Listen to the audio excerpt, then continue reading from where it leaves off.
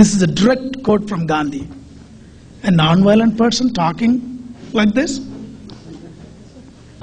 Either non-violence has a different definition, or somebody doesn't know what he's talking about.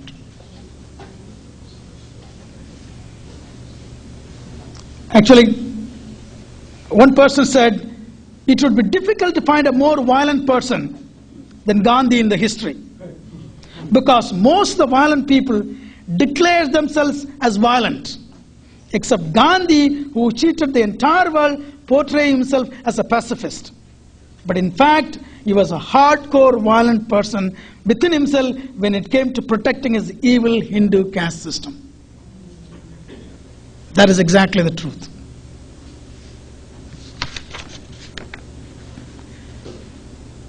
During his stay in South Africa, I want to go back and read a little more in detail because I think that's the most important thing. Before that, I want to show this book, Gandhi, Saint or Sinner. This is an important book every African American has to read because this is an absolute documentation of what he did in South Africa.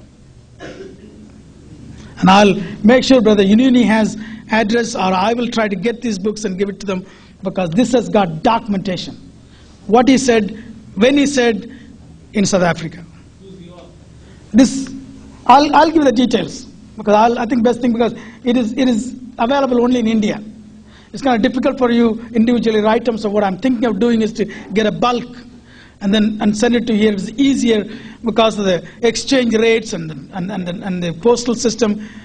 Half the time your check won't receive, or they'll check the check and they'll say they never got the checks.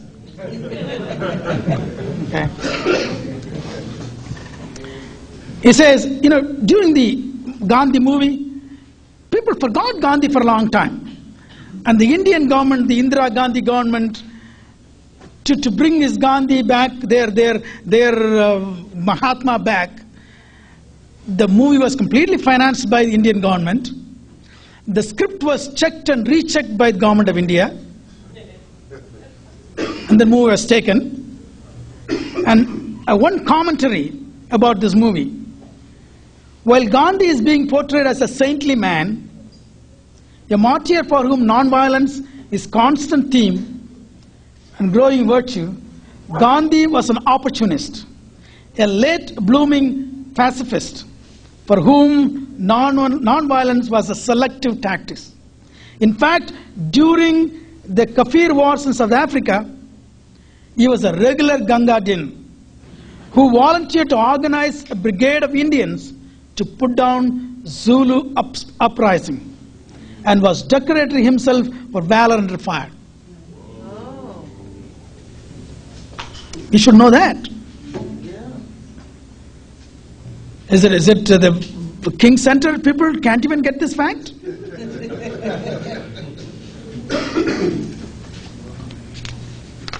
And I want to quote some of his writing when he was in South Africa. I don't think any of you would want to keep quiet after I read this.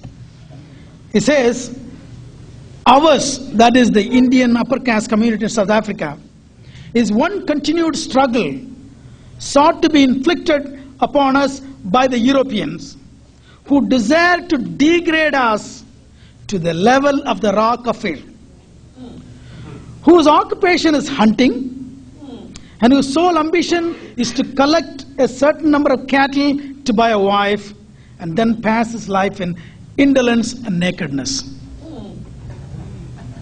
This is Mr. Gandhi's writing when he was in South Africa. A few years later, there was a regulation, the arm carrying control the Europeans were implementing.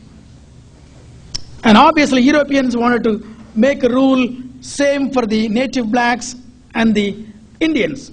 He is calling, there is a certain class of bill. He says class 200 makes provision for registration of persons belonging to uncivilized races, meaning the local Africans, resident employed within the barrow.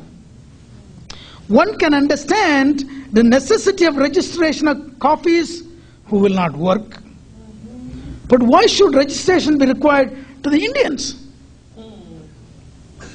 He goes on, in the majority of cases, it compels a native to work for at least a few days a year. Meaning, the locals were lazy, they'll never work. Then he goes on another time. We believe as such in the purity of race as we think as the whites do, by advocating the purity of all races. This is Mr. Gandhi's statement. We believe in purity of races as much as the Europeans believe in purity of races. So far as British Indians are concerned, such a thing in particularly is unknown of mixing races. If there is one thing which the Indians cherishes, when I say Indians, it means upper caste, cherishes more than anything else, more than any other person, it is the purity of the type or race. Aryan. Now can you call Hitler calling himself Aryan, the Aryan race? You know where he got the Aryan, even back to India? You know the swastika sign? You know where he borrowed that from? From the Hindu religion. That is a sign of Hindu religion. That's where he borrowed. The Aryan purity and the sign, swastika sign, both came from Hindu religion. And that is what he is re-emphasizing here. So, this book goes through much more in detail about Mr. Gandhi. So you have a non-violent Gandhi and a racist Gandhi, which is really, see, the mistake a lot of our people make, the whole non-violence or violence. When the word violence is used, right away they think as a gun or a dagger or a stick, a blood. No, it's much more than that. You can be a non-violent person. Let me redefine that. You can be an extremely violent person without using a gun or a knife. That is what they have done to the Untouchables. The day a child was born, they said you are untouchable, you are worth for nothing, you have no brain, you can't think, you can't teach, you can't do anything. So he completely destroyed the person. I never had any self-respect. I never loved myself. As a matter of fact, I hated myself when I was a child. That is much more cruel violence than if somebody would have taken a gun and shot me down.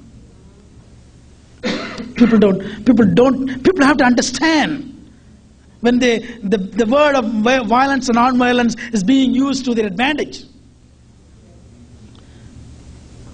It requires a little bit of education. And sometimes we were denied that education. Or most of the time we were denied the education. But it's about time that we wake up.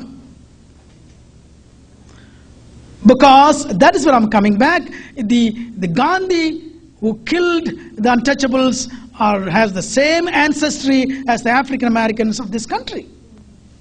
So how can you glorify this man who not only killed the Untouchables in India but also went against the Africans in South Africa, and then you are glorifying here in this country?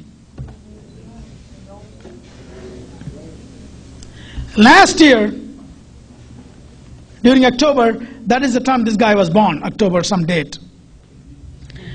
The Hindus in this country are very powerful. They have a lot of money. They can buy any politicians. They obviously bought some city council members in Atlanta.